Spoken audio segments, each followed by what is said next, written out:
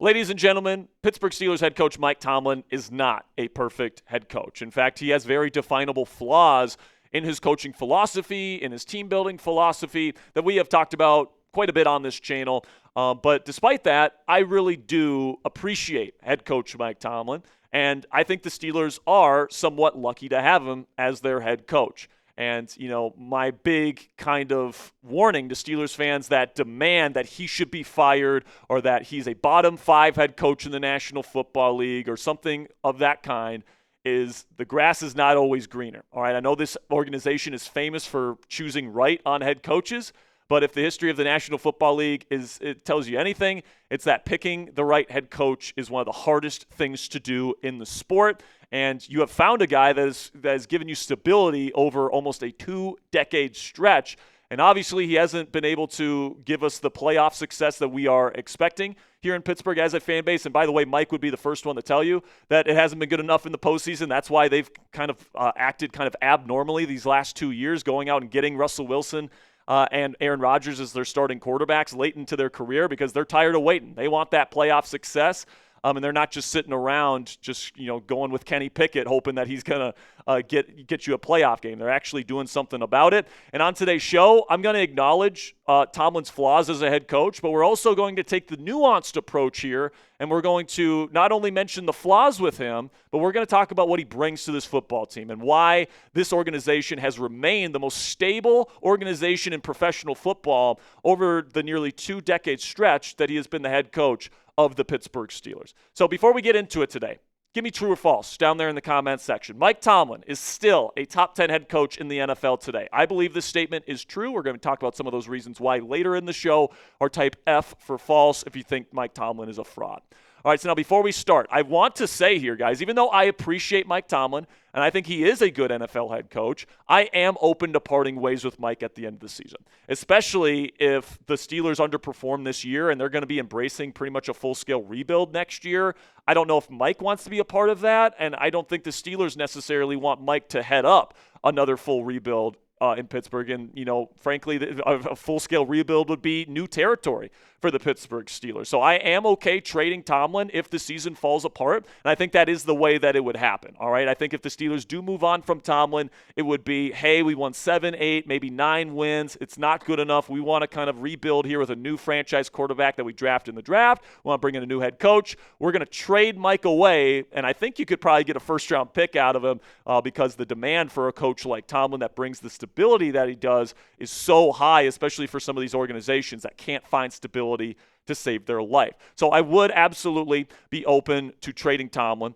But at the same time, I can still appreciate him and what he's done for this organization and the strengths that he does bring to the table. All right, I feel like in the conversation with Mike Tomlin and Steelers Twitter and all these different things, you either are anti-Tomlin and you think he can't do anything right and he's just terrible, and then there's the pro-Tomlin side that doesn't think that there's any flaws with him, and if you criticize him at all, then you don't know what you're talking about and all this different stuff. And I think both sides are wrong. All right, today I'm going to try to bring a little bit more of a nuanced conversation, talk about the flaws, but also talk about the pros and why, in my opinion, the pros outweigh the cons. But the cons do exist with a guy like Mike Tomlin, so let's talk about the very definable flaws inside Mike Tomlin's profile. And by the way, guys, every head coach in the National Football League has their flaws, all right? There's guys with less flaws, etc., and I wouldn't say Mike Tomlin is number one on my list of NFL head coaches, but even Bill Belichick, the greatest head coach in the history of football, in my opinion, certainly has his flaws as a head coach, all right? So just because Tomlin has flaws doesn't mean that he is all the way bad. So we'll start here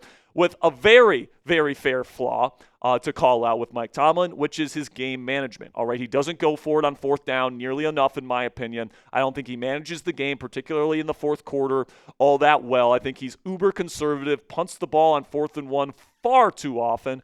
I think he should go for it on 4th and goal more often than he actually does. He kicks field goals as opposed to goes for it on 4th and short way too often. And that's really an old school approach.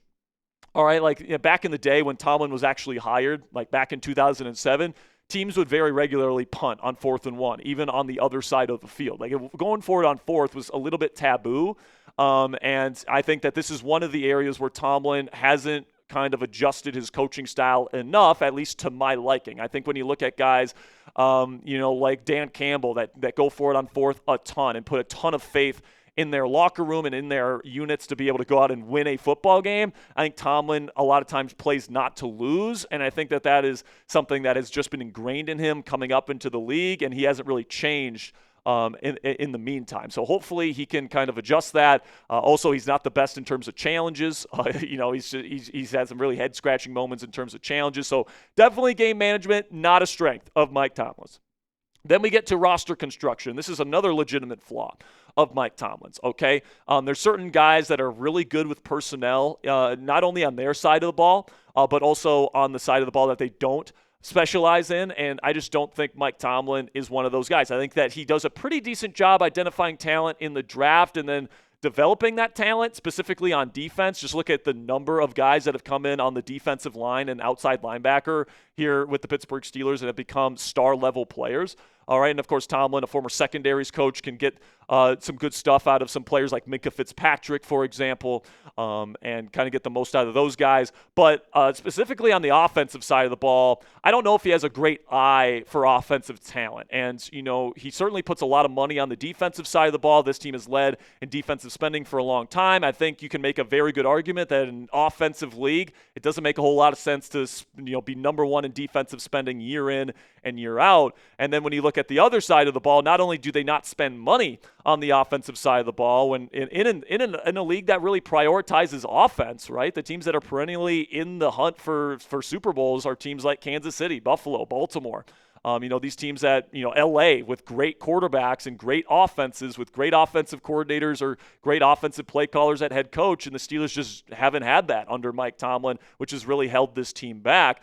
Frankly, Tomlin has had a number of misses at quarterback and offensive coordinator. And frankly, guys like other position coaches as well. Offensive line coach with Pat Meyer, I still believe is a huge miss. And not firing him at the end of last season was a huge mistake in my opinion. You bring in a number of guys that didn't work at quarterback after Big Ben Roethlisberger left. And frankly, they kept Big Ben for far too long once he started deteriorating. And then you draft Kenny Pickett, bust in the first round. Mitchell Trubisky, bring him in as a free agent. Terrible. The only quarterback in Mike Tomlin's history to have a losing record as a starter under him.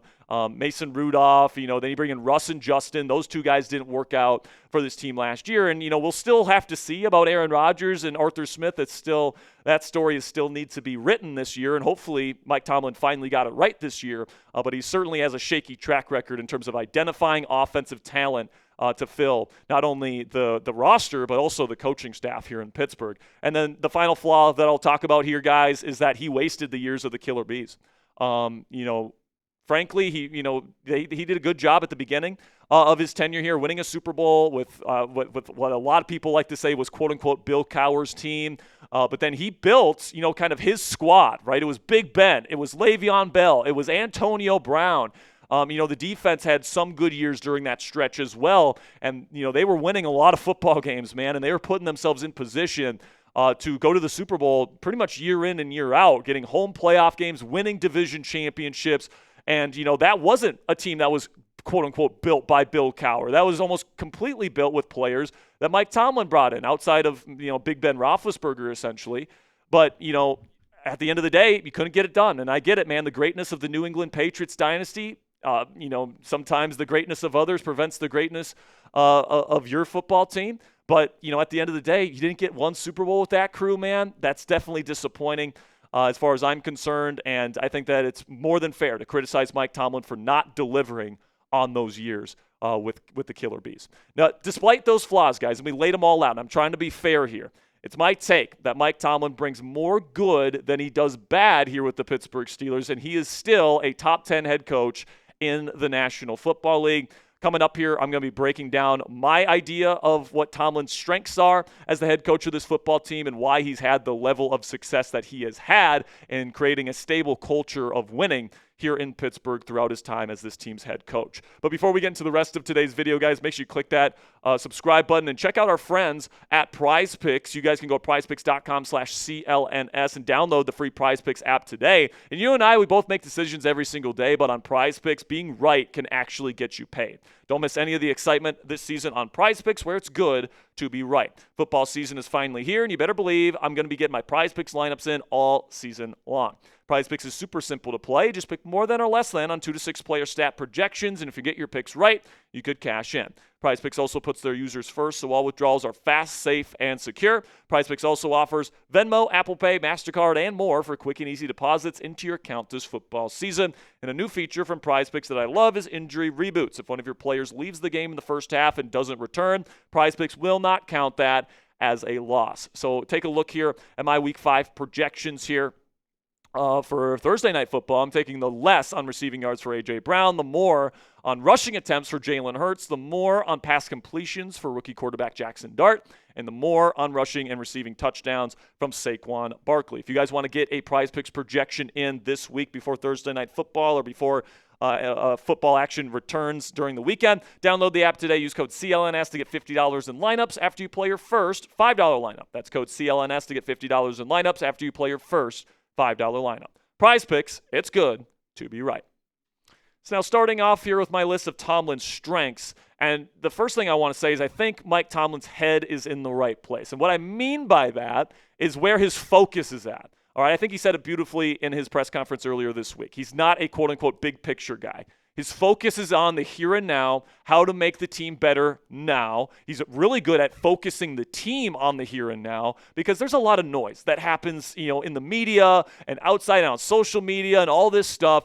If there's anybody that has mastered the art of shutting out the noise and not caring what people think of him and his football team, it is Mike Tomlin, all right? And he not only does he maintain that focus on how to improve the football team, all this different stuff, but he does a great job keeping the team focused in that regard. Bill Belichick was really good at this as well, in his time in New England, kind of getting guys to drown out the noise, focus on what they're doing, because if they're worried about what other people are saying about them, like me here on YouTube, frankly, their focus is not in the right place. They should be focusing on the things that they can actually control as opposed to worrying about what other people think of them or saying about them in the media. And I think that Mike Tomlin does a hell of a job not only keeping himself, but keeping this team focused on what actually matters inside that building. Another thing about this, about Mike Tomlin that I really like is his defensive philosophy is tried and tested. Now, you can make an argument it's a little bit outdated, all right? It pretty much goes back to the old Tampa 2 kind of system that Monty Kiffin ran when Tomlin was a secondaries coach under Kiffin in Tampa.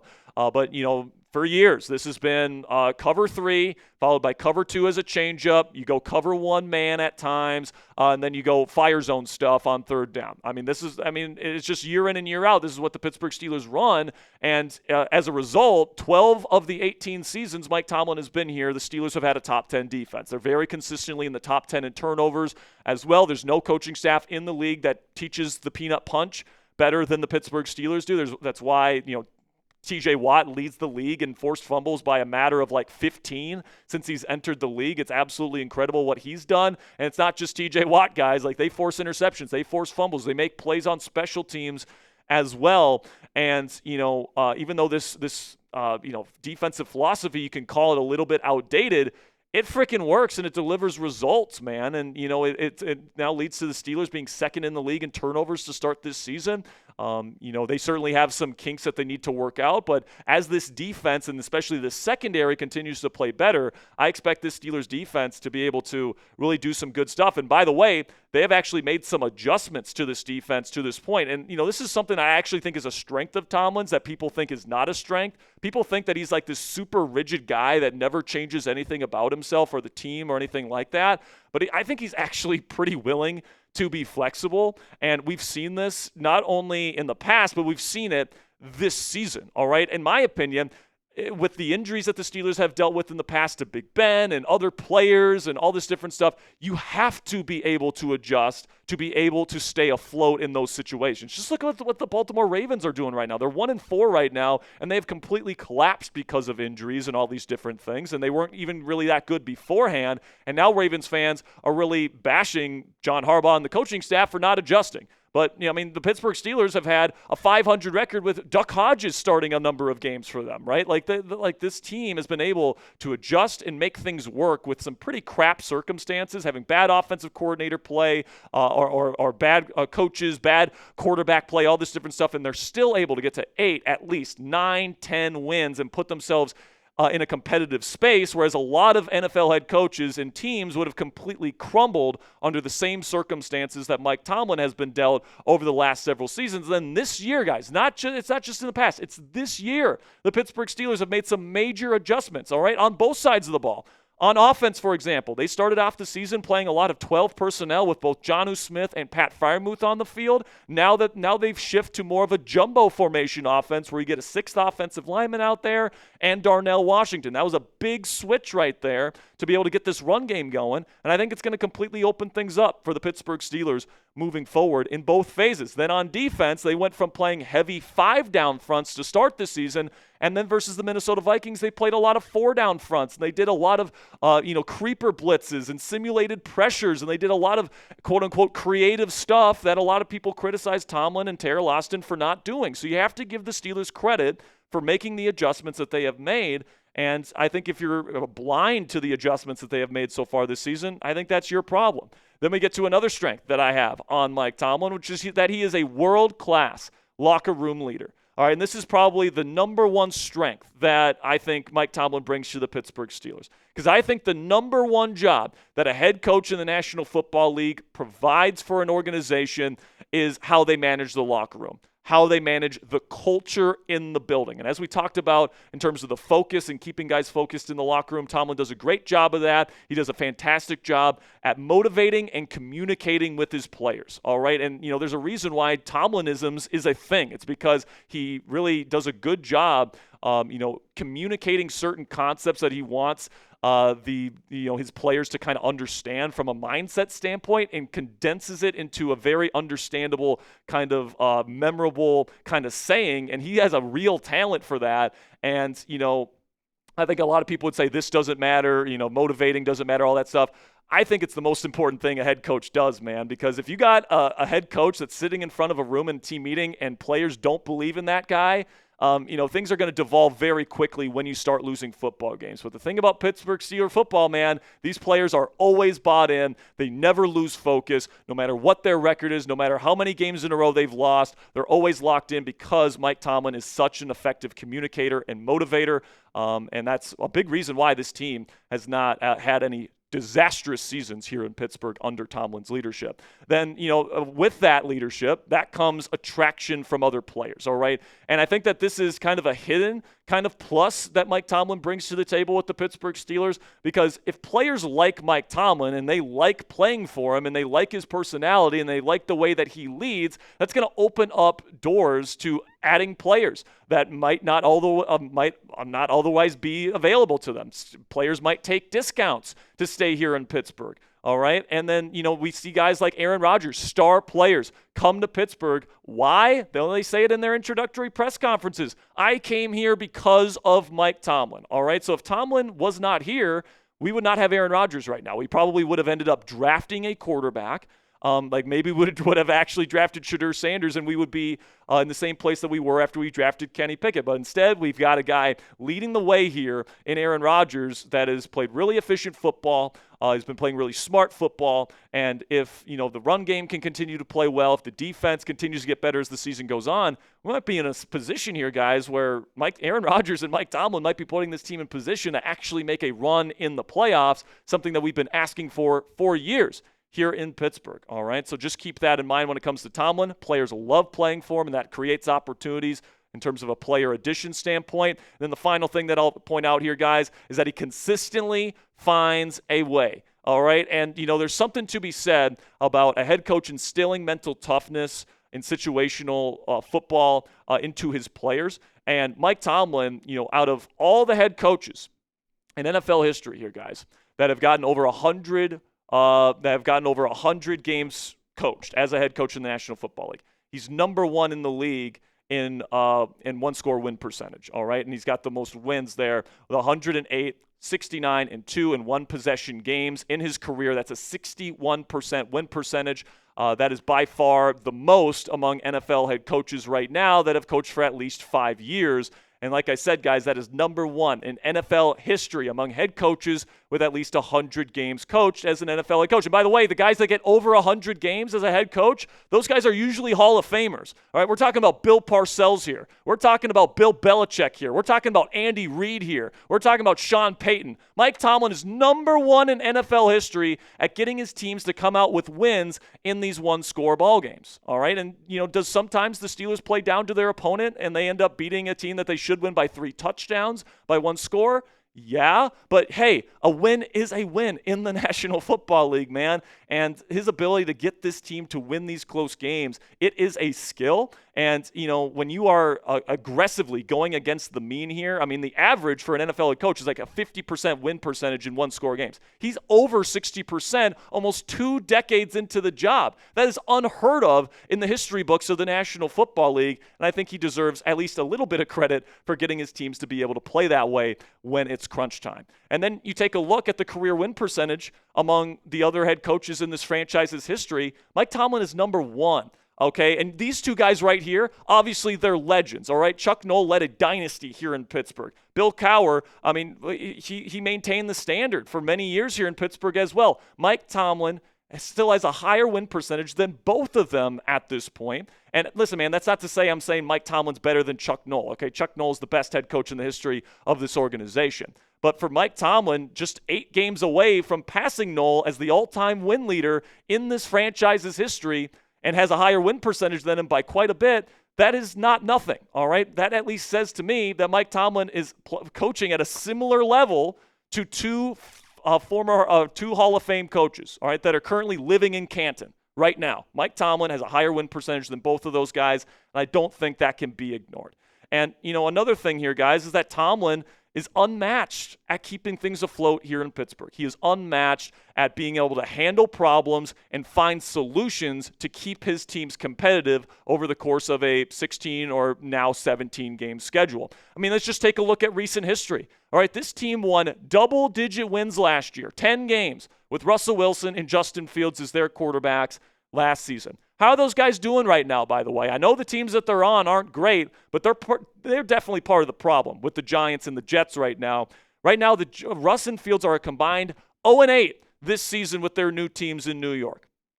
0-8. Justin Fields still has not won a game in his NFL career where his defense gives up more than 20 points. And this team won 10 games with these 2 guys as their starting quarterbacks last year. How about the year before that? They had Kenny Pickett, Mitch Trubisky, and Mason Rudolph as their starting quarterbacks in 2023. How many games did they win? They won double-digit games again. All right? So, man, I think most teams and most head coaches, they don't get the 10 wins with those guys. And I think that's just a fact where Mike Tomlin does more with less. And if you can figure out the quarterback position, which like we talked about is a very fair flaw with Mike Tomlin, he needs to get the quarterback right. But if that happens, man, and we might have that answer in Aaron Rodgers, at least in the short term, things can turn around dramatically with Mike Tomlin as this team's head coach. And just take a look here at some of the non-losing records that Mike Tomlin has had with some of these quarterbacks. All right, Justin Fields, who hasn't won anywhere else, had a 4-2 record here in Pittsburgh. Kenny Pickett, who's been abysmal everywhere else that he has gone. I mean, Philly, he had some success there with Philly last year, but I don't think anyone's saying he's a starting level quarterback right now. He had a winning record here in Pittsburgh under Mike Tomlin. Mason Rudolph, who most people consider a backup quarterback, has a winning record under Mike Tomlin. Duck Hodges, Byron Leftwich, Michael Vick, Charlie Batch, Joshua Dobbs, Dennis Dixon, and Landry Jones, all backups, all have winning records with Mike Tomlin. So that tells me, guys, that Tomlin is doing something to keep these teams afloat when the quarterback play is not up to standard or not up to the level that Big Ben was providing. And if you can give Mike Tomlin another Hall of Fame level or franchise level quarterback like Big Ben was, just like Andy Reid when he got Mahomes, just like Belichick when he got Brady, all of a sudden the good head coach mixed with a good quarterback means that you can compete for Super Bowls. And frankly, I think that the quarterback is the bigger reason why the Steelers have not had success in the postseason as opposed to Mike Tomlin's coaching. Also, if you listen to what the Ravens are saying right now and what their fan base is saying, they are hoping and they are praying that the Pittsburgh Steelers are dumb enough to let go of Mike Tomlin. All right, I sit next to Trader Joey, our Ravens host here, every single day at my desk here at Chat Sports. He tells me every day that he hopes Mike Tomlin is available next offseason and that he wants to fire John Harbaugh there in Baltimore. And, it's not just Trader Joey and the fans of Ravens Rundown. It's even guys on ESPN that cover the Ravens right now. This is what Evan Cohen, who covers the Ravens for ESPN, had to say about Mike Tomlin potentially going to the Ravens and why they would like him over John Harbaugh. There's absolutely a conversation we had about Harbaugh, but shouldn't it actually lead us to the respect that we should show for Mike Tomlin? Even when he has all this, it still ends up with a winning record. Mike Tomlin's had all this, all the injuries. Mike Tomlin's never had a quarterback post-Ben as good as Lamar Jackson. He's had banged up guys every single year, and every year he ends up with a winning record. And every year we complain because he didn't do enough with that winning record. And listen, guys, I'm telling you right now, it's not just Ravens fans that want Tomlin, all right? We have a bunch of channels here at Chat Sports, and the hosts of those channels keep telling me, please let go of Mike Tomlin. Please let go of this guy so we can hire him. We'll give you a first-round pick for him, is what some people even tell me. And I think that's what the Steelers would actually get for him. I mean, like, if Sean Payton got what he got in a trade, if John Gruden got what he got in a trade, what is Mike Tomlin, a guy with his track record, future Hall of Fame resume, going to get on the open market with a team desperate for stability like the Pittsburgh Steelers have right now? All right, so I think that it's fair to criticize Mike Tomlin. Absolutely. And hell, I said at the beginning of the show, if the Steelers do not play well the rest of the season, they have 7-8 wins, whatever, I'm perfectly fine letting them go, especially if you're getting a first-round pick in return in a trade. But I think we have to have a little bit of appreciation and a little bit of gratitude for the stability that he's provided this organization in a league that is designed to not be stable. You are not supposed to have this level of success or relative success over a long period of time. The parity in the National Football League is what it's known for. It's year-to-year difference. Not with the Pittsburgh Steelers, or at least not really. This team has been winning, double-digit games for 2/3 of the seasons Mike Tomlin has been the head coach. I think it's pretty impossible for a bad head coach to do that over an 18-year stretch. Just my opinion, and I will always appreciate Coach Tomlin, even if this is his final year in Pittsburgh. He brought this organization a Super Bowl. He deserves credit for that. He will be in the Ring of Honor one day here. He will be in the Hall of Fame one day. He will be living in canon alongside Coach Knoll and Coach Cowher, and I think he deserves a little bit more respect from the fan base that he provides so much stability for here over these last 2 decades. So what say you guys? Let me know down there in the comment section. Is Mike Tomlin a Steelers legend for life because he has won a Super Bowl with the Pittsburgh Steelers? Give me a yes or a no down there in the comment section. For me, as somebody that acknowledges Mike Tomlin's flaws as a head coach, my answer is unequivocally yes. And now I know this one was a bit of a longer video, guys, and I really do appreciate all the real ones that stuck with me here. Even if you disagree with me, I greatly appreciate you guys. Let me say my piece here and listening to my arguments. If you guys made it to the end of the show today, I want to show you some love down there in the comment section. So type real one if you made it to the end of today's video. And make sure you guys click that subscribe button because I'm going to be giving you guys my unvarnished take on the Pittsburgh Steelers every single day during the 2025 season and beyond. I'm going to tell you the pros, the cons, the good with the bad. And if you guys want that nuanced Steelers content here on YouTube, 100% free, make sure you click that subscribe button right now.